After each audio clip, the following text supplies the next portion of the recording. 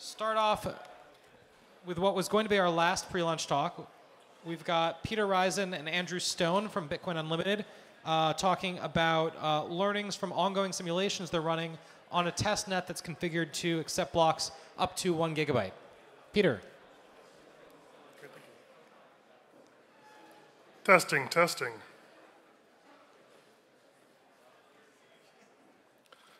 All right, good afternoon, everybody. Today we'll be presenting our recent research on the new Gigablock testnet initiative. Our first experiment was to measure the maximum sustained transaction throughput on a global network of Bitcoin nodes. My name is Peter Rizun, and this is Andrew Stone. Andrea Suisani, Shen Feng, and Victoria Lemieux are also here at the conference, and I'll wave hello to the rest of the team watching remotely. I think the motivation for this project is clear. Transaction volume on the Bitcoin network had been growing exponentially since inception until recently we bumped into this 1 megabyte block size limit, which put a lid on growth. Since hitting that limit, transaction fees have increased dramatically and confirmation times have become unreliable, making Bitcoin unusable for many applications that people previously enjoyed. I think most people want to see the limit lifted, but there's concern that if Bitcoin continues this exponential growth trajectory, that it might lose its special properties as peer-to-peer electronic cash. So what are the scaling concerns in particular? In terms of scaling users, Bitcoin's design is highly scalable. Users can be their own banks, verify their own transactions, and send payments to any other user without going through any middleman, all with technology that's already available to 1/2 of the world's 8 billion human inhabitants. No, the scaling concerns relate to the network nodes because those nodes must process and verify every single transaction submitted everywhere. And if you imagine those 4 billion people I mentioned earlier, each making 1 transaction per day, that works out to 50,000 transactions per second. And we can't just forget about network nodes because they play a critical role in securing Bitcoin. Now, I was interested in this number here, 50,000 transactions per second. Is this easy to achieve? Is it physically impossible?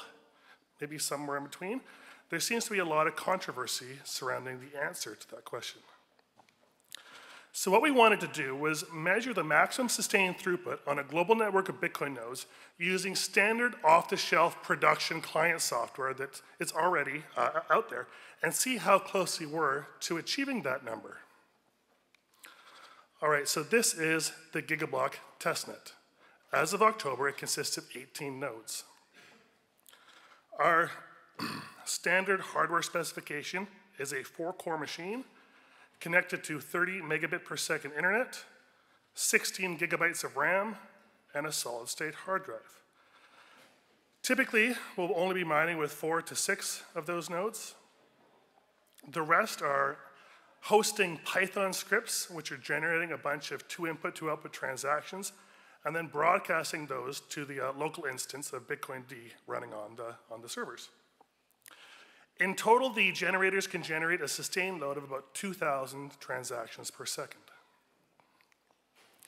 Okay, so for the last 2 months, what we've been doing are ramp tests. What is a ramp test? Well, if you plot time on the horizontal axis and transactions per second on the vertical axis, it makes a ramp. So this is an actual profile we ran on October 25th. We started the generators at 1 transaction per second and took them up exponentially until we hit 500 transactions per second 8 hours later. If I plot the rate at which we successfully submitted transactions into the network somewhere, I get this purple curve here. So we kept up pretty well. Where things get interesting, though, is if we look at the rate at which a particular node on the network was able to admit transactions into its mempool. The curve I'm going to show is for what we call generator 1, but all the nodes and all the miners had similar charts. Here it is. So we see that when the throughput rate was low, below about 100 transactions per second, the mempools of all the nodes are keeping up with the overall transaction generation rate. However, when we cross 100 transactions per second, the mempools start to lag behind.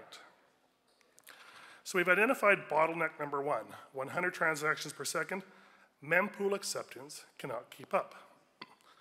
Now, before leaving the slide, we can learn some interesting things about block propagation as well. So there were probably 40 or 50 blocks solved over this ramp, and if I look at 3 of them kind of at random, well, when this block was found, the mempools between the nodes were 99% coherent. So xthin worked really well and was able to compress that block by around a factor of 30. Same story for this block. However, when we get to this point over here, the transactions that node A has in its mempool are quite different than the transactions that node B has in its mempool.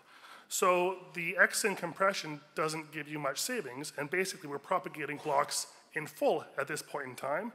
That obviously adds more load to the nodes, and then we kind of see this collapsing failure of the network. All right, so what was the root cause of the bottleneck? We can gain insight into that question by looking at the generation rate versus the CPU load. If I plot the data for one of our 4-core machines, I get this scatter plot. What we see is that when we hit the bottleneck zone at 100 transactions per second, we're only using about 25% of the CPU power. If I plot similar charts for our 8 and 16 core machines, we see we hit the bottleneck on those machines at 12 and 6% respectively. Now I can hear Thomas Zander yelling over the internet what the answer is, but does anyone want to shout out what this data is indicative of the bottleneck being? Good. It was the single-threaded mempool acceptance code. So basically, we're encountering problems as soon as the first core on any node is maxed out. Andrew Stone did a great job parallelizing the mempool acceptance, and now we can achieve over 1,000 transactions per second sustained and bursts over 10,000 transactions on our strongest node. Andrew's going to tell you all about how he did it at the end of the talk. All right, so what does a ramp test look like now with the bottleneck removed? Here I'm going from 1 to 1,000 transactions per second and then holding it there for 2 hours. So we see now that our mempool acceptance rate kept up pretty good, except for a little bit at the end. But now if we plot the rate that transactions are actually committed into the blockchain, we find a new bottleneck. Now we've done several ramps like this, and we're never able to sustain more than about 500 transactions per second actually into the blockchain. To understand that bottleneck, it helps if we examine some of the xthin block propagation data. On this chart, I'm plotting block size on the horizontal axis and propagation time in seconds on the vertical axis. And if I look at the data for all the blocks we've propagated on our test network in the last 2 weeks or so, I get this scatter plot here. Now remember, this is a log-log chart, so we're looking at several orders of magnitude of data. The color is indicative of the compression level that the block was propagated at. Green is good. Typically, we're propagating blocks at around a 30 times compression level, so a 100 megabyte block propagates with only 3 megabyte of block information. But some of those points are red. That's when xthin failed for whatever reason, and we're propagating blocks nearly as full blocks. All right, so before we talk more about the bottleneck, since we have the data up here, let's do some statistics on this data. We can fit it to a linear model for block propagation time as follows. Tau is our propagation time, Q is our block size, and tau naught is an empirical coefficient I call the empty block time, and Z is an empirical coefficient I call the propagation impedance, how many seconds it takes to propagate a megabyte of block information. If I perform a least squared best fit to this scatter plot, I get the following values for the coefficients. And if I plot the resulting curve on my log-log axes, I get this. And I'm pretty happy with that. It looks like the linear model fits the data quite well. I thought it was an interesting coincidence that, according to the regression, 1 gigabyte blocks take exactly the 10-minute block time to propagate. Okay, if you want to think about this more in terms of transactions per second, you can do that by looking at this axis up here. And it sheds some light into the problem we had by only being able to commit about 500 transactions per second to the blockchain. Because when you get up into these high levels of transaction throughput, the propagation times for the blocks becomes pretty much commensurate with the block time itself. And it was Andrew Stone who wrote a paper on this a couple years ago, and he showed with an analytic model that the time that the network spends propagating blocks and trying to come to consensus on what the current chain tip is unusable time in terms of actually getting data into the blockchain. So we believe this is the second bottleneck. Propagation time is commensurate with the 10-minute block time, and improving XIN or a protocol like graphene would probably help us scale to a higher level. An interesting side note is that the propagation time did not depend strongly on the network bandwidth for the given nodes. So if you actually calculate the number of bits per second that are actually propagated when an XIN block is sent, it's something like 500 kilobits per second. It's vastly smaller than the 30 megabit per second or 100 megabit per second pipes that are connecting the nodes. So we're limited by the software, not the size of the pipes that are connecting them. Okay, my last slide before I turn it over to Andrew, regressions, interpolations, and extrapolations. We found, not surprisingly, that CPU load and the amount of bandwidth consumed on the network scaled pretty linearly with the transaction throughput. That allowed us to solve for regression coefficients for those two terms. Interpolating to our bottleneck here, we can say that running a node at 100 transactions per second means you're basically maxing out 1 core worth of CPU power, and you're sustaining 3 megabits per second of consumption on your internet. At Visa level, we get these numbers, and at our global adoption levels, we get these numbers here. Two things I'll say about this is if you actually put Bitcoin Unlimited on a 500 core machine and try to get 50,000 transactions per second, you're not going to do it. This is assuming you would rewrite the code to take advantage of all the parallelization opportunities due to all the code, of course. The other thing I'll say is that these are the empirical regression coefficients. They're not the theoretical minimum. I think we can probably improve both of these numbers by around a factor of 5 with more work done on the code.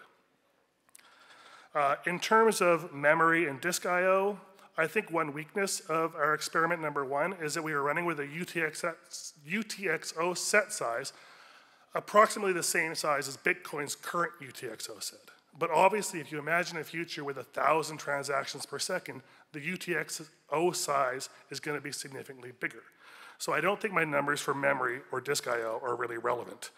However, we plan to do is experiment number 2, the UTXO stress set, where we test all that kind of stuff, and hopefully we can present that at Scaling Bitcoin next year. So just a couple notes before I hand it off. I thought it was interesting that the bottlenecks that we found were neither related to the protocol nor the infrastructure, but they were bottlenecks in the implementation of the protocol, namely inefficiencies in the Satoshi code base. And my hunch is that we can achieve Visa level on a standard mid-grade machine with a bunch of work done to make better implementations. So on that, I'll pass it over to Andrew, and he's going to tell you how he worked his mempool magic.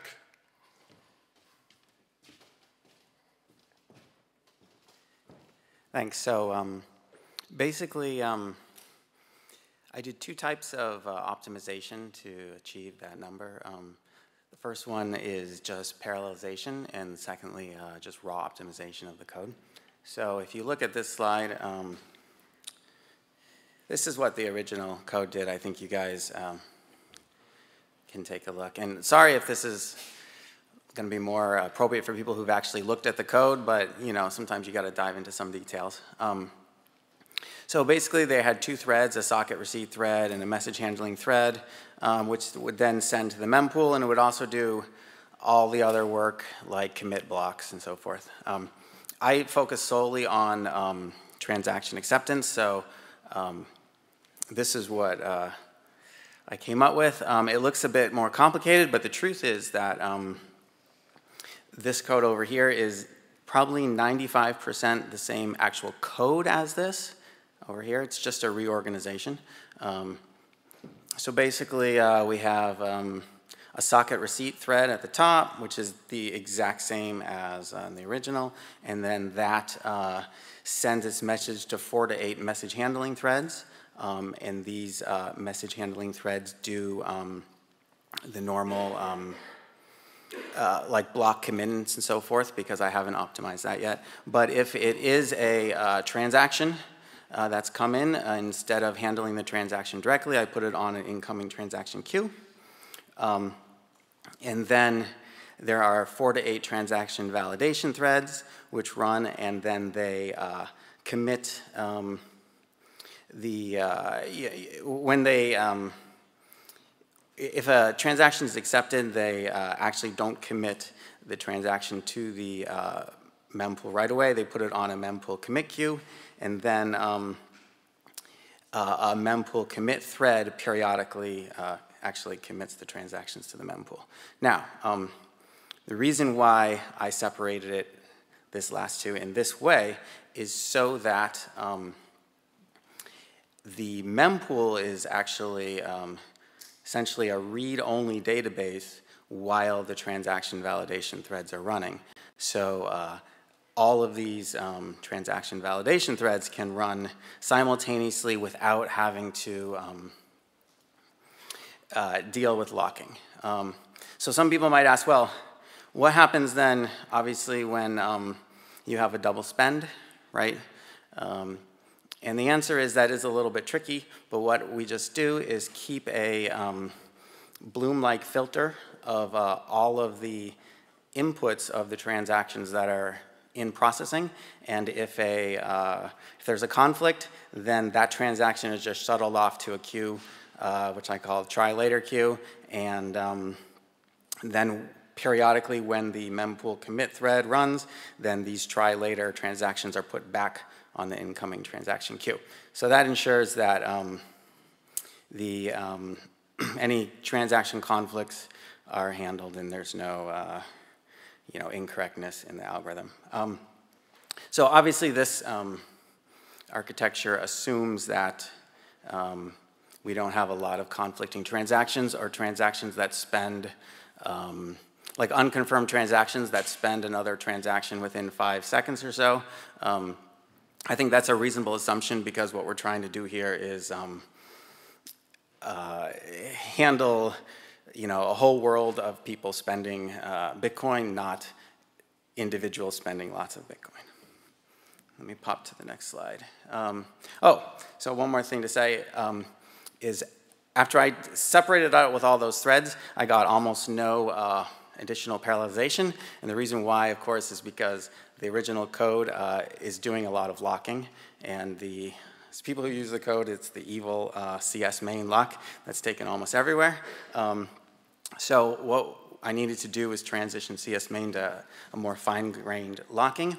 And I switched a lot of the major state, the locks on all the major state, to a shared mutex. So for those maybe who don't know, a shared mutex allows simultaneous readers and only a single writer, right? So all of my transaction commit threads can take read locks on the mempool and the UTXO set, and then periodically, every couple of seconds, the writer thread comes in, all of the readers stop, the writer commits everything to the database. So this was actually, the majority of the code changes was in the locking strategy, and the reason why is because the standard template library in C doesn't allow recursive shared mutexes. They just haven't implemented them, and we use recursive mutexes, so I basically had to de-recurse all of these mutexes before I could use shared mutexes. So this is kind of like Venn diagrams of the simultaneity of the threads, and you can see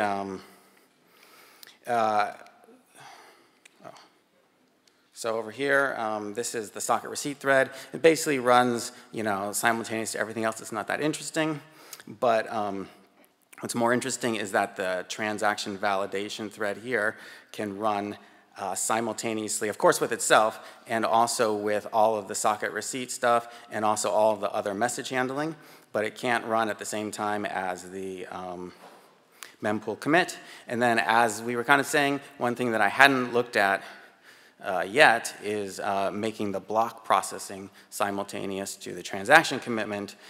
So that's this red one. So that's sort of to be done. Let's see, I'm running out of time, so let me just move on to the optimizations that I did. So there was a lot of optimizations to be done. I don't want to go over them all. I just want to throw out this slide so you can quickly look at them. There was like a lot of this stuff just doesn't matter when you have a 1 megabyte block, right? In particular, we had an accidental n-squared transaction processing in the blocks. It's, I think, in all the Satoshi clients. It was easy enough to fix. But one, just to give you an idea of some of the optimizations, one, I think maybe the most interesting one is this fast bloom filter. So let me pop forward and talk about that. So luckily in one of the previous talks, you all learned what a bloom filter was, so I don't have to go over that. But one interesting thing about the bloom filter is that it has to execute a bunch of hash functions over the data, right? Turns out, running hash functions is, it's very time consuming, right? So this bloom filter was, I thought it was gonna be fast, a fast way to determine like whether transactions had input conflicts. Turns out it wasn't. But in examining this algorithm, I realized we don't really need to run a hash functions to do a bloom filter in our particular situation, because the transaction ID is already essentially a hash of the transaction, and so it's cryptographically random data. So why should we rehash the hash function? So from that observation comes this fast filter idea, where we just select an arbitrary bits out of transaction ID and use that as the hashes for a bloom filter. And if you use like power of 2 buffer sizes, things go even faster. And then probably someone will say, well, this isn't a good idea because an attacker can look at your transaction ID and they can they can create specific transaction IDs which will automatically conflict with yours. But there's a pretty easy solution to that, which is that each node, and this is one possible solution, which is that each node can choose arbitrary bits out of the transaction ID, and that will stop any attacker. So that's the sort of optimization that we did. Oh, so obviously, since I'm not even running the hashes in the bloom filter, this fast filter runs probably orders of magnitude faster. I haven't even tested it. And that's it.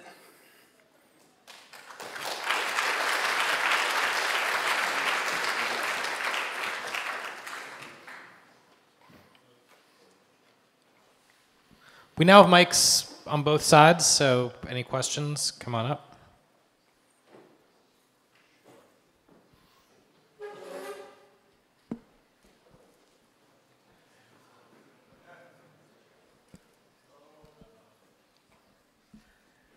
I obviously ask questions for a living.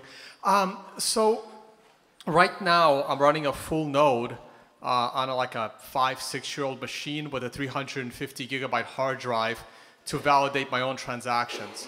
What are my solutions for validating my own transactions if each block is 1 gigabyte? You can validate your own transactions with an SPV node. It requires just the block headers. How secure is that? From the previous discussion that was here earlier today. Well, I don't think this is a talk about the security of SPV. Yeah, so we're looking forward. We're not assuming that you're going to run a 5-year-old computer. The purpose of this is to say what can be done with computers today and even tomorrow. Obviously, we're not going to be using 1 gigabyte blocks tomorrow, but the fact is that a relatively inexpensive computer today can do so.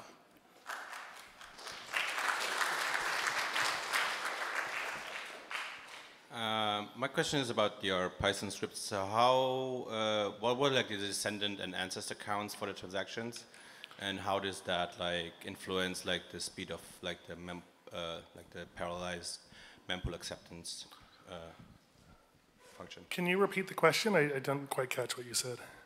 So it's in order to pump through like so many transactions, you need like a lot of UTXOs you can spend, right? Right. And then you probably may want to respend some, right? I think the current mempool has, I think, 55% of the transactions which have like 0 ancestors. Yes. So 45% have some ancestor or descendants. How was that in your case? So the transaction generators are Python scripts that are managing their own custom wallets. So we're not using Bitcoin D wallet at all. If you try to generate 2,000 transactions per second with Bitcoin D, you'll get like 20 transactions per second. So the number of UTXOs in our wallets is just a configurable parameter. We can run tests with 1 million UTXOs, with 100 million UTXOs, whatever we want. And we do tests with all sorts of things like that. My question is more about like the parallelized mempool acceptance. How does like, so we did bump if you have only non-descendants non-descendant UTXOs? Yeah, actually, you know, because we had relatively few, computers, we did the opposite. We bumped the number of ancestors way up, maybe 3 times, 4 times more than is normal. All right, thanks. So it looks like we do have a few more questions, but we're out of time, so to keep it on track, we're going to move on to the next talk. But I encourage you to come and find Peter and Andrew and talk to them along the side. So thank you. Thanks, Peter. Thank you.